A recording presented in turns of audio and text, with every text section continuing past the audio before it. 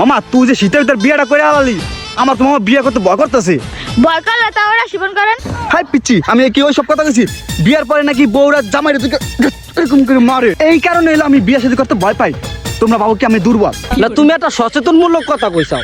বিয়ার পরে তুমি যদি বোধদারে বিলে হইয়া থাও, যদি তোমার গলাটা একবার টিপে ধরে, তা তোমার আজীবন ওরকম ভাবে থাকতে হইব। তোমার থাকতে হবে কি বোধদার বাঘের মতন। আমি উদাহরণ কি আমার নিজেই দেখে দিয়েছি।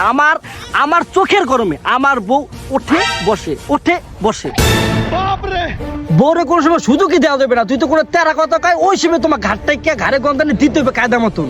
আর বউ বলে বাসে কিনলি গেছো, জামাই তুমি কোথায় গেছিলা, কি হাঁটতে গেছিলা। আর আমার বউর আমি যদি আজ কয় শনিবার, আমি যদি কই রোববার, ওইটাই এরকম ভাবে বললো বউরের ট্রেনিংটা ফালতে হইবে। ভাই তো বাঘের বাচ্চা। ভাই আপনি এখানে কি হয়েছে? আরে ভাই আপনি এই জায়গায় কল বছর আমি কথা আছেন, ভাবি তো ওই জায়গায় আপনার বিস্তারিতে আছে। কে ভাবি বিশ্বাসবে কে? আমি তো কোনো অন্যায় কিছু করিনি। আমি যে দুয়ারে খাইয়া আড়ি ভাতে দুয়ারে নাই, ভাবি তো পিছনে একটা বয়া রয়েছে। ভাবি গেলে ওসান গিয়ে শুরু করবে। কি একটা মন রে, থালবাড়ি করে ধুইতে মনে হচ্ছে না আজকে তো পিটান তো খা মানে। আচ্ছা তোরা থাক, আমি থালবাড়ি করে ধুই, আমি তোকে দেখা করতে আসি। খাইছে